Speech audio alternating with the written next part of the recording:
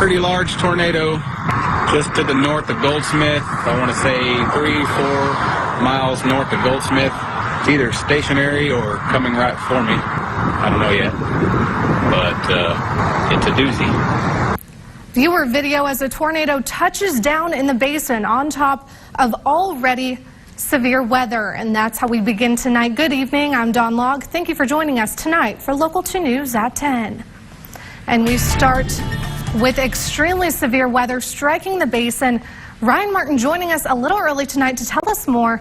Ryan, there's been tornado threats tonight, hail dropping down, power outages. What's going on out there and what can you tell us?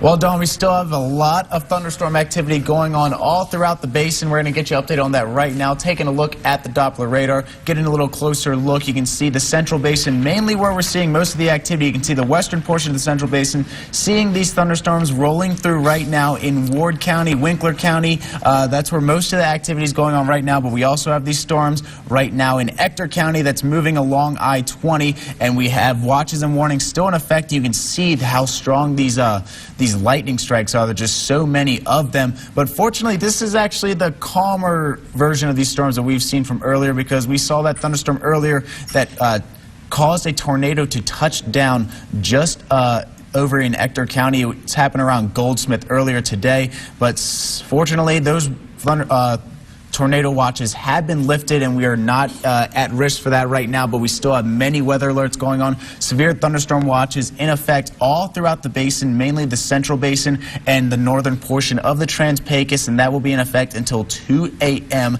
as of right now. But we also have several other watches to look out for. That's a severe thunderstorm warning in Crane, Ector, Midland, and Upton counties until 11 p.m. And we also have some more flash flood warnings in effect in Glasscock, Howard, Martin, and Midland counties until 12:15 a.m. on Sunday. We'll send it back over to Dawn.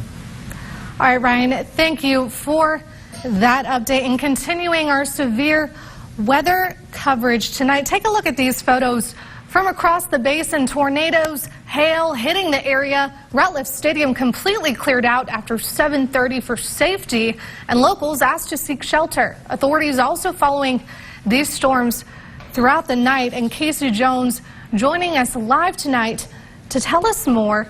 And Casey, how's it looking out there? Are you staying safe? What can we do to stay safe? Well, Dawn, I've been out here since about 12:30. I've been out here for about an hour. And since I've been here, it started raining again. When I first got out here around 9:30, it wasn't raining. Now it's coming down a lot more. Like you said, we got the alerts around 7:30 p.m. that there was a tornado touching down near Ratliff Stadium. The stadium was evacuated. There was lots of wind, rain, thunder, lightning, and with all of that severe weather, of course, comes power outages. In fact, the last time we checked, Encore listed about 4,500 customers across the basin without power. There's a serious light show going on. I'm not sure if you can see it going on right now, but there was a lot of lightning just a little while ago. And officials are asking everyone to take shelter, take cover. And when it comes to these roads, they are slick, slippery. And as the rain keeps coming down, some roads will continue to flood. Now, the first responders have told us that they have already made one high water rescue, and that was about an hour ago, so there could have been more since then.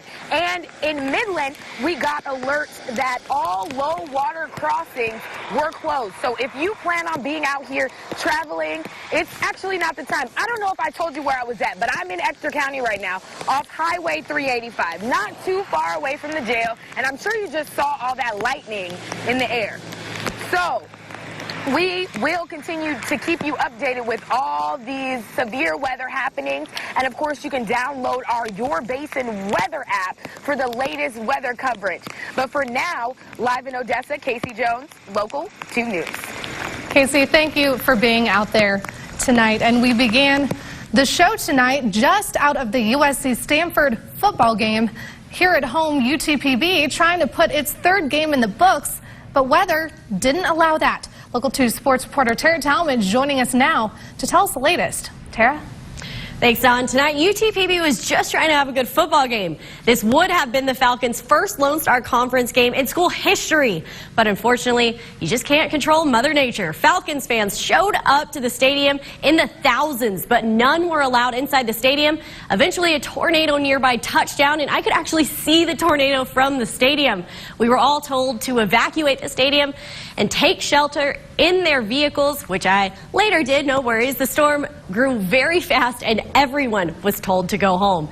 But the UTPB versus West Texas A&M game has been rescheduled for Sunday morning at 11 a.m.